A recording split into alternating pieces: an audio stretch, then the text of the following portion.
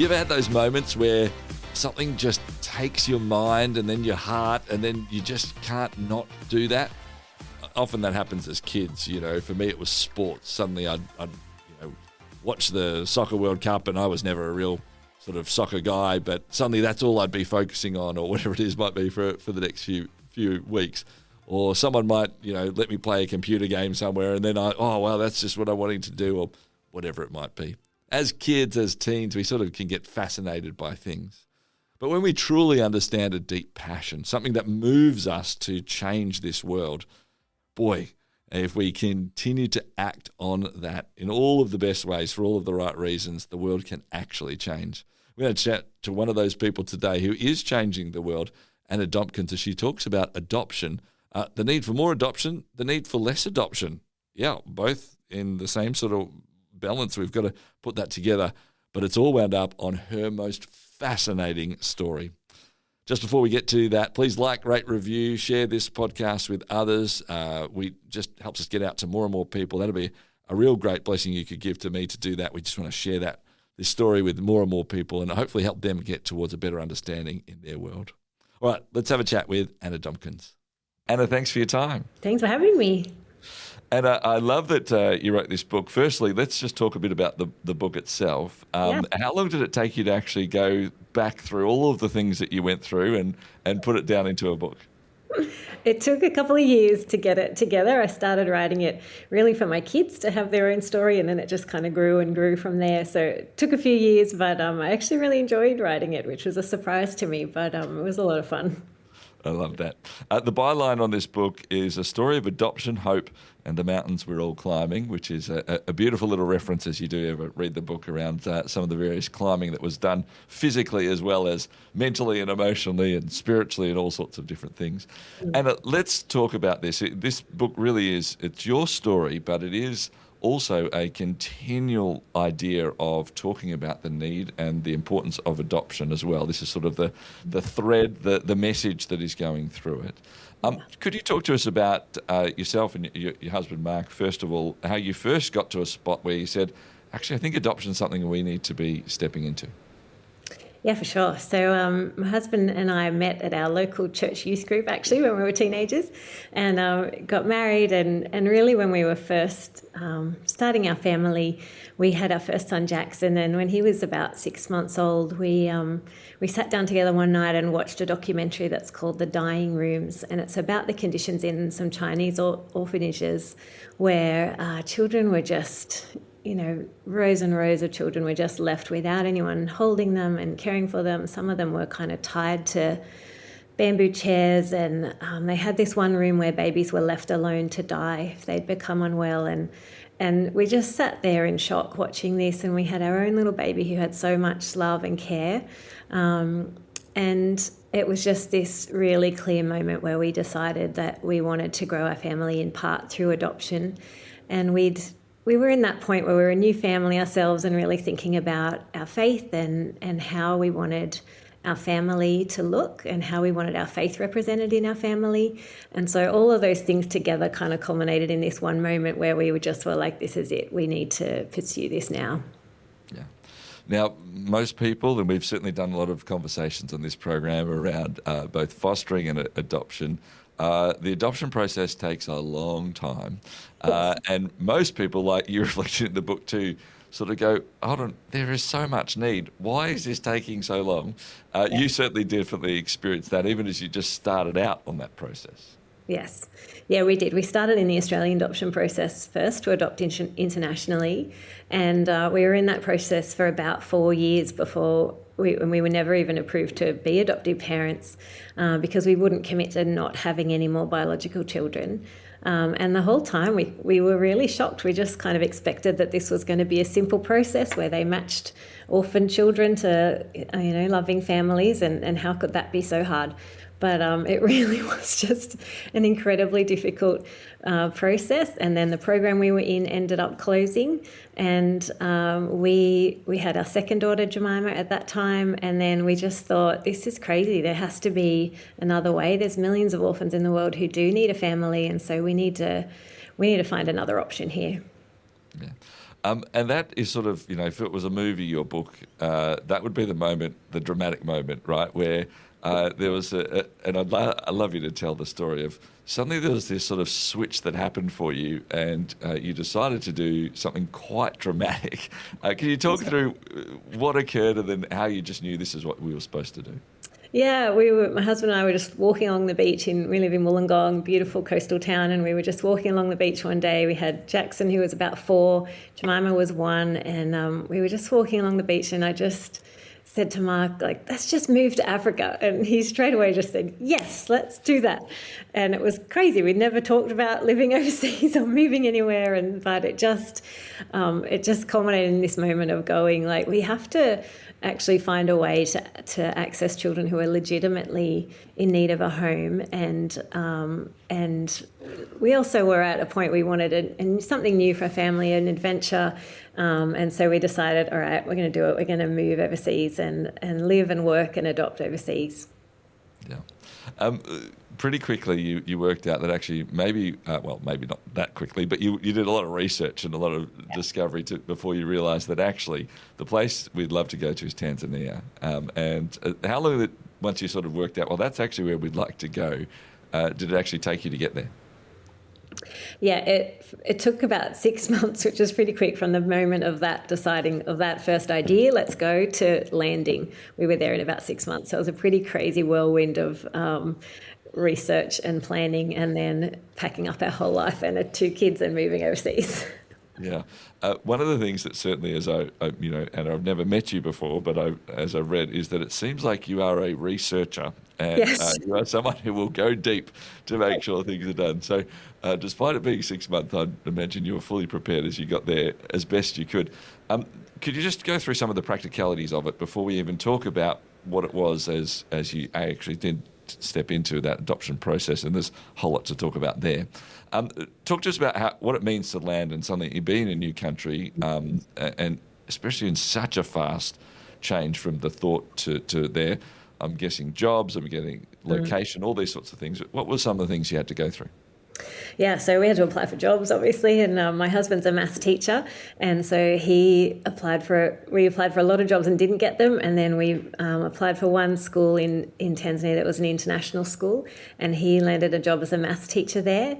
I'm a school counsellor, and so I also got a job as a school counsellor at that school and as a boarding parent at that school. So we were off we went to live and work at a school in Moshi, which is right on the slopes of Mount Kilimanjaro.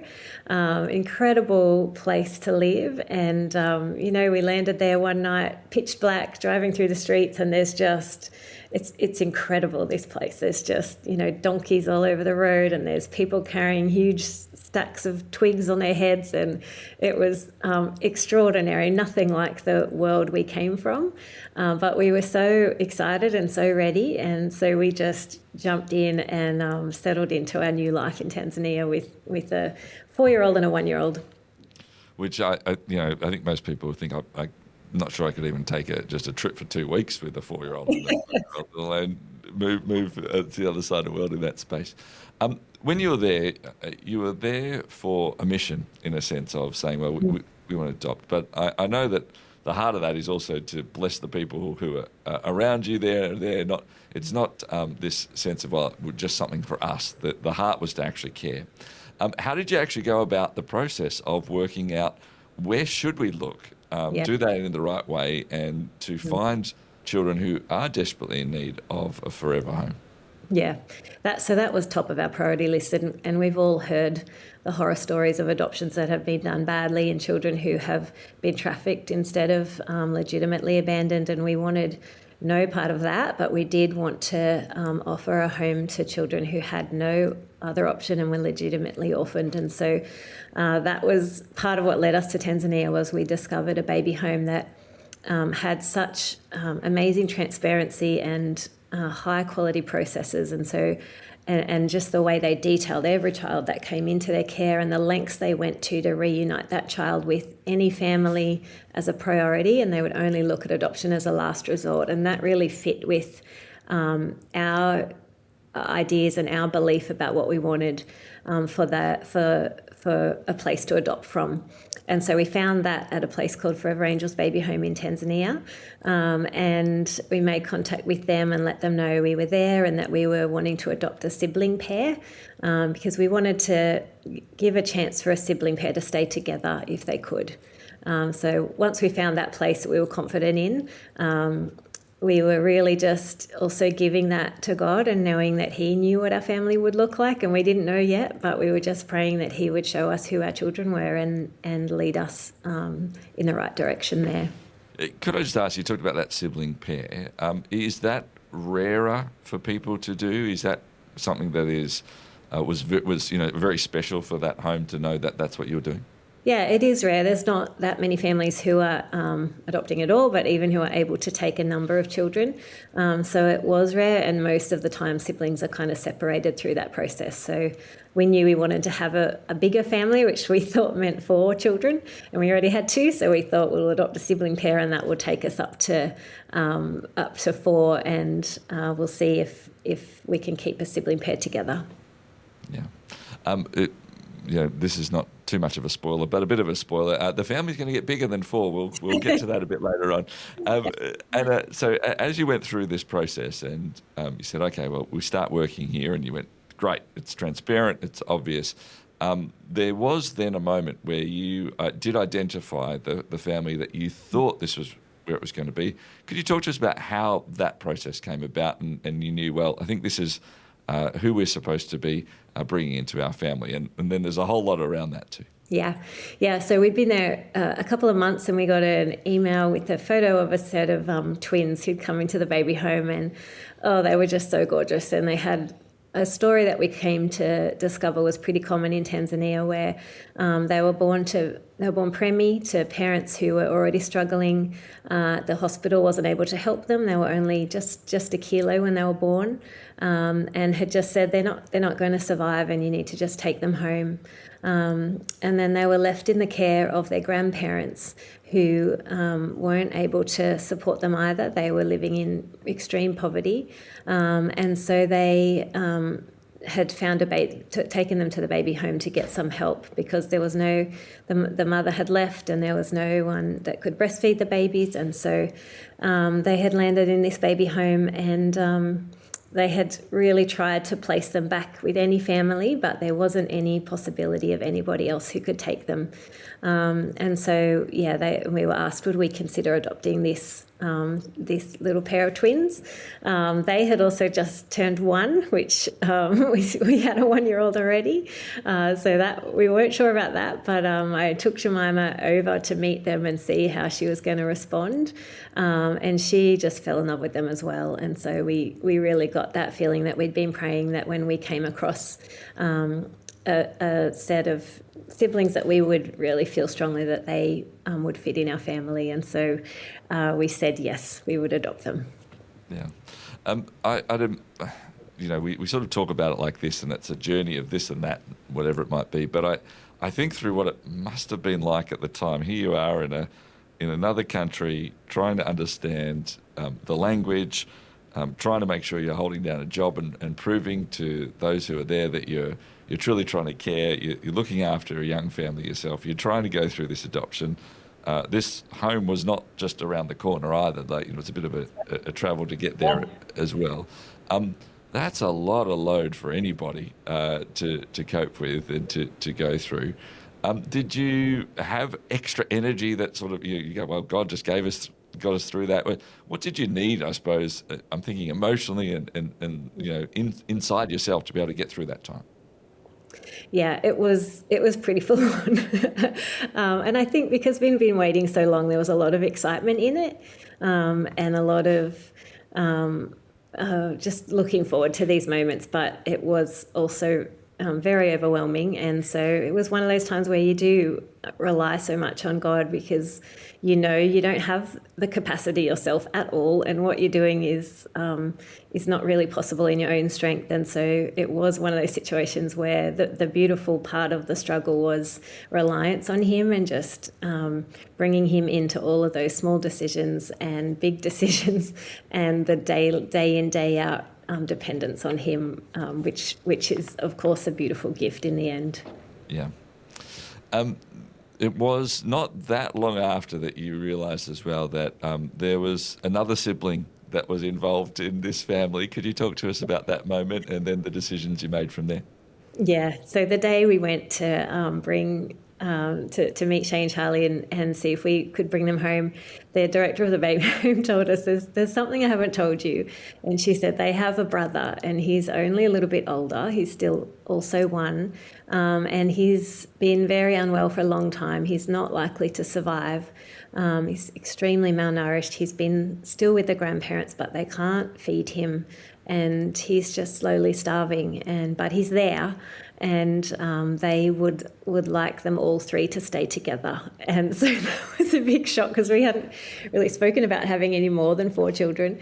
And so I was there with Jemima at that point. I called Mark and said, oh my word, they have a brother. What are we going to do? And he said, well, we can't leave that little guy behind. So it was a huge decision, but of course we couldn't leave one sibling behind. And so we said, absolutely, we'll just give him our best shot, and we don't know if he's going to live, but all we can do is just love him and feed him and give him our best go. And so, we took 3 babies home, 3 1-year-olds, and that took us up to 1 4-year-old and 4 1-year-olds. And it was a wild ride, but I think, one of the really powerful things was walking out of the baby home that day carrying 3 babies, which felt like a lot. But we left behind 56 others in that one baby home, and there was no one waiting for those children and no one coming. And so that idea of this can't be the solution. There's nobody coming for all the millions of other orphans. And so there has to be another way that we can support these babies. And that kind of planted a seed that ended up growing and growing. But all we could do that day was take home 3 new 1-year-olds and just give it everything we had to try and give them the best chance. We're going to be back with hearing more of this story and then more of that idea that was planted in Anna's heart as well. In just a couple of minutes' time here on Towards Understanding, Anna Dombkins is my guest. She's the author of the book Home Forever, A Story of Adoption, Hope and the Mountains We All Climb. Back with her in just a moment. Share your brand, your event, your message across 90 Christian radio stations and major cities in Australia and New Zealand by sponsoring Towards Understanding, hosted by Clayton. More than 210,000 people tune into Towards Understanding each week, and with just one sponsorship, you'll reach this immense engaged audience. Find out more about this exciting and unique opportunity now on the sponsorship page at positivemedia.com.au. When we just left before our conversation, you were bringing home 3 1-year-olds to join your already 1-year-old and also a 4-year-old at your home. And I think this is where the mountains part of this comes in, because as you reflected in the book, every time your husband was up climbing a mountain, which he often did as he took school students doing that, something seemed to go not quite wrong, but there was something that occurred, and it just keeps going. Because normally at this part of the story, great, you've got 3 children, you went there, you wanted to make a difference in lives, you wanted to realise adoption is it. Now you have them in your care, and their lives are starting to be better. They're physically getting a lot better. They are surviving. That's where the story should just be happier and happier, but that's certainly not what occurred. Could you talk to us about a number of the hurdles that you actually had to then face? Yeah, so as it seems, any adoption process around the world is crazy.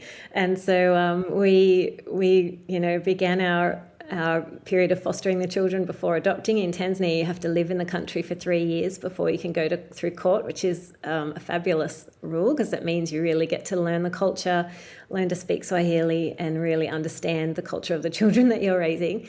And so that was brilliant. But then lots of hurdles came with that process as well. And the most significant of being that the law changed pretty soon after we got the kids home, and with that came a lot of changes in social welfare.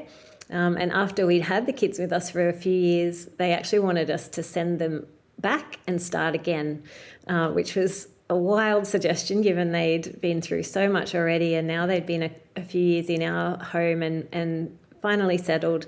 And then just for their process to be streamlined, they wanted us to send them back and then start the whole thing all over again. So that was extremely stressful. And we had a letter saying that they would be coming to take them. And so we just kind of lived in this period of limbo of just waiting for every knock at the door that there might be someone there taking 3 of our kids away. And it was extremely stressful, but once again, we knew God had a plan for them. They had survived their life despite all the odds, and we knew He was theirs and that He was guiding this process. And through a lot of prayer and a sprinkling of miracles here and there, we went through the court process and we managed to secure their adoptions after a very long and rocky ride. Yeah. I know that one of the most remarkable parts is the initial letter that you got, which said, look, these kids are going to go back. And they said there's 3 copies of this letter that have been sent. One to you, one to, these 2 other people. Mm-hmm. And along the way, the remarkable story of one of the other people actually gave you the letter back. So now that wasn't essentially in existence in a way. But could you tell us the story of the third one, which really was the person who would have had to come and take the children away, and the story of why that letter didn't quite come until the right time, as it were? Yeah, I think that this was just absolutely the Lord in action. But the third letter went to our social worker, who was a beautiful woman and loved our family and was very supportive of our adoption. But if she had received it, she would have had to come and take the children home. And we had maybe a 4-month period where we were going through court, and we knew that if she got this, she would be coming, and we'd say to her, have you heard any news from the main office? And she said, no, I'm not getting anything from them at all anymore. And then the day after we finished our court process and their adoption was finalised, she got this giant pack of mail arrive, including the letter telling her to take our children, and the commissioner who had written the letter saying that their children had to be taken had forgotten to pay the PO box fee for her PO box, and so all of her mail had been stacking up at the post office, and she didn't receive any of it. And so the very person who wanted the children taken had actually prevented them from being taken by not paying the fee. And I thought, that's just the work of God, just stepping in to stop something horrendous happening. And when she found that out, she just laughed and laughed and said, God is so good, He's so good, because she knew she would have had to do it. So it was really remarkable, and we were just so thankful. Yeah, what an incredible miracle. Sometimes we don't realise the miracles are happening, right? That was the miracle of it not occurring, which was quite funny. Yeah. And talk to us a little bit as well around this process then of saying, okay, well, we've officially now they are ours. No one can take them away. They're not going to suddenly have to do that. You'd been in Tanzania for a number of years as well. All the children are, getting along pretty well, which is fantastic. I'm sure there was normal sibling things that occurred. But, everyone's working well. They're healthier. Everyone's in a much better space. What was the decision then to say, well, actually, eventually we are going to come back to Australia? I'd imagine that there's lots of joy and hope in that, but also there's a little bit of sadness that occurred too. Could you take us through that decision? Yeah, well, everything was constantly changing with different laws, and so our legal advice at the time was come home as soon as you can. And so as soon as we kind of got those adoptions through the court in Tanzania, we were making plans to come home, and we loved our life so much there, but we were planning on coming back to Australia to raise the kids here. And so we, got our visas and organised everything, and got ourselves back to Australia as soon as we could after finishing their adoption. Yeah. One of those things that you were incredible at doing was incorporating the family, the grandparents who had to and were desperate for a great family for their grandchildren. I know that you made sure they said a beautiful goodbye. These are, it really is such an incredible sense of community, because also those who used to have them at their home, it was really a farewell to a whole lot of things, but with great love and great hope. That's right. And their grandparents, their biological grandparents, they just wanted to be grandparents. They wanted the children to grow up and have a life where they weren't living in poverty and they weren't working, and they wanted to be their grandparents. And so that was beautiful to watch that over the years that they were there, just to have them fly in and out and get to just watch them live and watch our oldest boy Javari just grow from absolutely near death to just running around, giggling and laughing, and they would, despite relinquishing their care for them, they very much would always remain their grandparents, and that was a beautiful relationship to watch develop as the kids grew a little bit. Yeah, we talked a bit about the struggles and the hurdles that happen in Tanzania. As you come back, was there any of the legal hurdles? Is there, engaging into community or the way other community members interacted with your family? What are some of the hurdles you've had to face as you've come back to Australia? Yeah, coming back was it was easy logistically to come back, but the reverse culture shock was pretty intense. We'd been in Tanzania for 3.5 years, and it was amazing, and everything when we landed was so busy and loud and noisy and shiny, and the reverse culture shock was pretty full on. And we'd been home about 2 weeks when we realised we were pregnant with another baby. So that was our little Max. He was child number 6. So really our entry was also a lot about then welcoming another child, which actually, once again, that was a complete surprise to us, but God knew what he was doing, and having all of the kids welcome another baby together really kind of bookended our family and was brilliant for all of us. So it was a lot coming home, but it was also a joy to get to share our family with all of the people we know and love back here who hadn't even met our last 3 kids yet. So yeah, we were thrilled to be home. Yeah. You talked also, and you sort of teased a little bit earlier on, you said, look, there was a moment where I'm like, as you took those 3 beautiful kids out of that home, you said, well, hold on, we've got to do something. No one else is coming for these 56 other kids here. What was the idea that you sparked? What's, I suppose, the encouragement and the challenge for us as we listen to your story? Yeah, so I guess the situation that we learned was that so often these babies were abandoned not because they were unwanted. In fact, their families very much wanted to keep them, and having a number of children that survive into adulthood is a really important stabilising factor for Tanzanian families. And so often there was a short-term crisis or a problem that was actually something that could be easily overcome that left these children abandoned. They weren't unwanted. There was just no way for their parents to keep them. And so the baby home had started piloting a 12-month project where they supported women who are at risk of losing their newborns. So maybe they weren't producing milk and they couldn't feed them, which is very common. And 20 women in Tanzania a day die in childbirth. So that's 20 babies without a breastfeeding mother. And formula milk is available but so expensive that it's not accessible.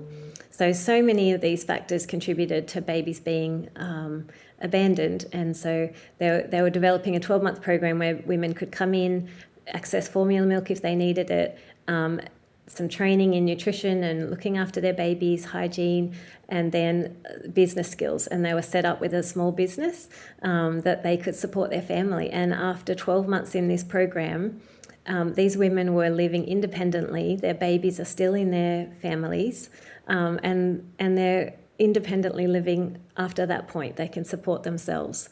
And so this was just extraordinary, because although there was 50 babies still there at that point, we were thinking, well, what about the next 50 and the next 50?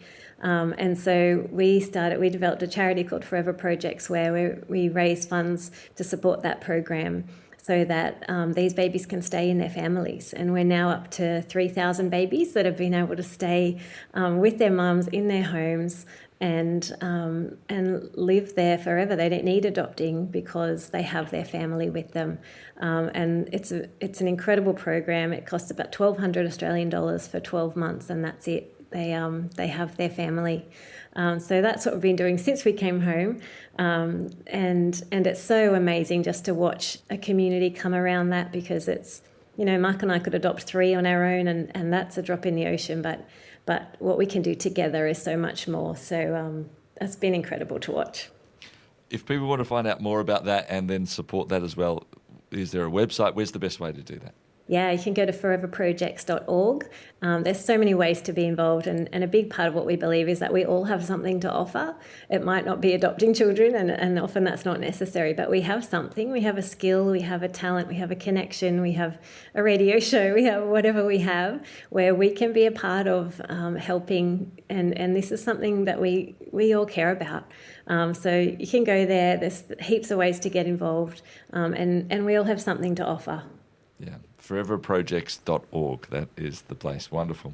Anna, just before we let you go, as you've written this book, I'm always love asking the question to people who've written a book, especially about their own story, is what is some of the feedback that you've had, especially from people who maybe you never knew beforehand, and some of those ones that has just touched you from it. Do you have a story or two you'd love to share? Yeah, it's been incredible.